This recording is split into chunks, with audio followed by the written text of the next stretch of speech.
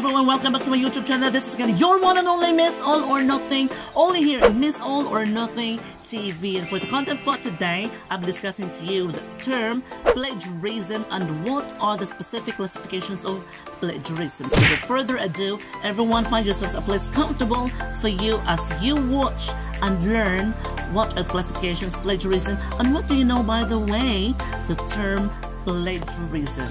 Without further ado, we will start. Now everyone, to give you a concrete example of what is plagiarism, let me tell you this example. A student uses Google to find an article. Next, the student copies the article and submits the written article to the teacher. The teacher, on the other hand, believes that the student originally wrote his submitted article. But the teacher had no idea that the article was copied originally from the search article via Google search. Oh, no! That's a great example of what plagiarism is. But this time, let me give you specific classifications of what is plagiarism. Let us start. Everyone, as defined, plagiarism refers to a process in which a person copies the writing of another person and submits that certain writing as his or her own work. That's plagiarism. Again, a person copies the writing of another writer and submits the writing output as his or her own work. Oh, you can relate to that. Maybe you love to plagiarize since elementary. Oh no! You're a better plagiarizer when you reach high school. And you're an exemplary plagiarizer now that you are in college.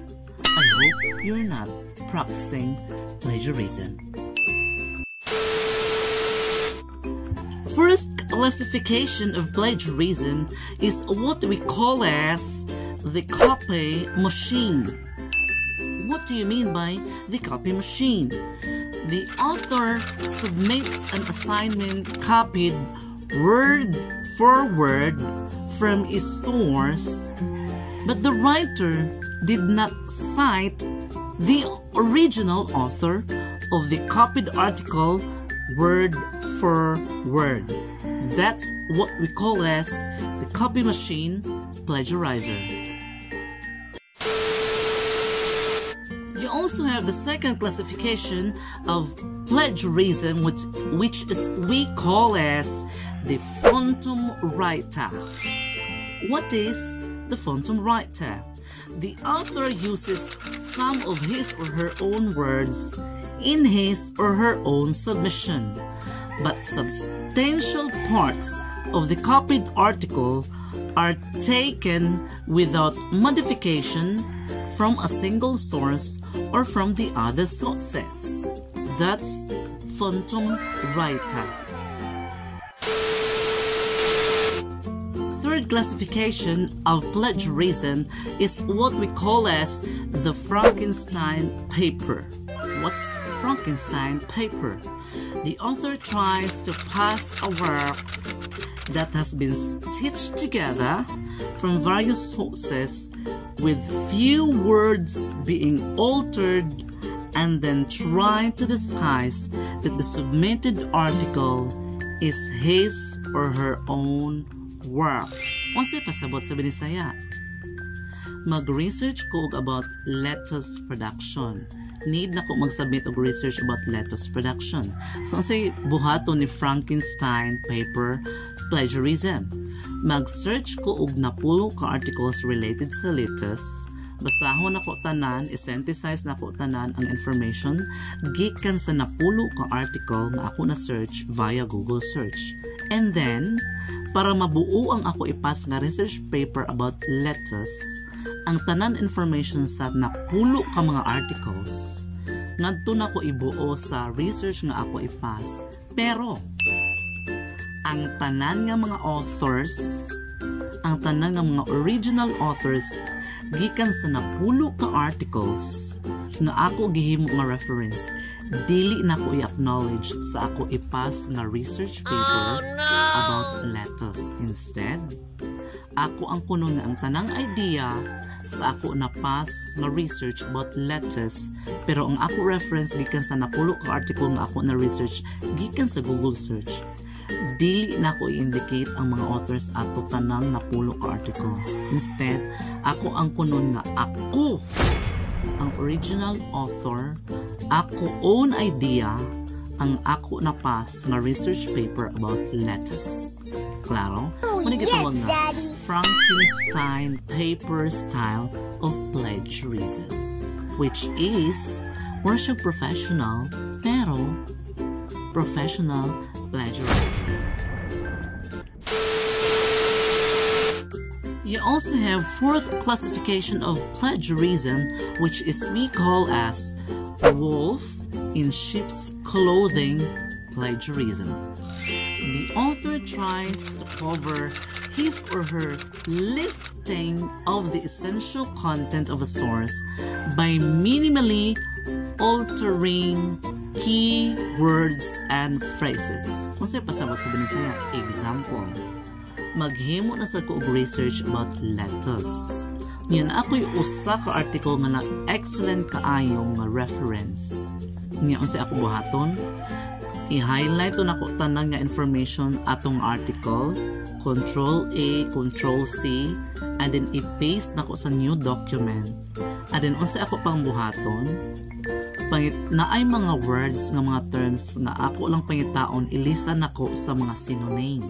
Oh no! Let us say cultivation. Ako na i-highlight nga, click na ko, pangitaon ako unsay synonym sa cultivate. Yeah. The same nga mga words, production. Unsay synonym sa production?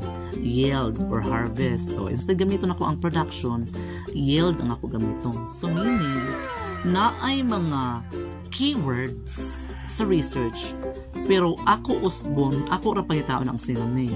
At the same time, usbon ako ang content. Let us say, ang original sentence kay, the cultivation is usually done twice a week. So ako usbunan na, ako i-rephrase, the cleaning of the garden is usually done by the gardener in a minimum of 2 times a week. Diba? So na-plagiarize gihapon nimo. It may be that imo gi-rephrase, pero the rest of the keywords ipangitaan na nimo mga synonym o mga laing mga term, pero the same ang meaning sa term nga imo giusab, sa keywords o sa phrases nga imo giusab. Still, it's a plagiarized work, what we call as wolf in sheep's clothing style of plagiarism. Another type or classification of plagiarism is what we call as the lazy man's prerogative. What do you mean by the lazy man's prerogative plagiarism? The author meticulously changed all phrases and words from the original source and changed it all as his or her own work, but again forgets to cite the original authors. Unsay buot pasabot? Naanay article, copy-paste mo tanan ang article. Every sentence sa article, imo i-rephrase. You already know what's the idea about rephrasing. Rephrase mo tanan. So, dili na to siya matawag og plagiarism, pero tinuod mga dili siya matawag ng plagiarism. Plagiarism, gihapon siya. At the same time, gi-rephrase mo ang tanang mga words, pero dishonest gihapon ka. Instead, ang original authors, imo i-cite na sad ngadto sa final part sa imo research, which is the reference part, wala nimo gi-cite. Instead, imo gibutang nga ang source per paragraph sa imong research is ikaw mismo. Let us say, Dagatan 2020. Okay, 2020 marong matuig. Diba? That's wrong. That's lazy man's prerogative. Anong lazy man's prerogative? Kay kapoy ba class, itagsa-tagsa ni mo og cite ang mga author dito. Kung na 30 ka authors sa imo reference na gigamit niya, atong 30 ka authors per paragraph na cite sad siya 30 ka buok. So kadtong 30 ka authors sa usa lang ka article imo i-cite sa imo gihimo nga research article nga imo i-pass. O lazy mas article man, o instead nga 30 ang imo authors nga imo i-acknowledge nga imo i-cite sa imo i-pass nga article, ay nako, bisag 5 na lang unta or bisag na po mali gihapon, pero wala ka sa nag-cite ang author. Unang lazy man's prerogative. Claro? Very good. The last classification of plagiarism is what we call as the double dipper. What do you mean by double dipper style of plagiarism? The author reuses large amounts of work previously drafted by himself or by herself. This violates originality expectations inherent to most academic institutions. Onsay example ana, sige, bisaya ana sa dato. First year college, nipas ka og research article about the importance of 3R: reduce, reuse, recycle. Pag second year college nimo, ang kadtong imo na save na nga file about research about sa 3R, reduce, reuse, recycle, gi-require naman sa imo professor sa college pag second year. Oh no! So kasi imo buhaton para wala na hassle, wala na kapoy. Imo to i-pass ang katong imo research article about 3R, reduce, reuse, recycle, nga imo na na-pass pagka first year college, pero bright man ka, imo usbo na sad ipang rephrase na sad nimo ang sentence 1 sa tanang mga sentences sa tanang paragraph sa imo research nga imo na-pass pagka first year college. Karon second year college naman ka, o edi easy na, wala ni kapoy, imo gi-rephrase tanan. Pero ang kadto siya nga research article na pass na nimo pagka first year college.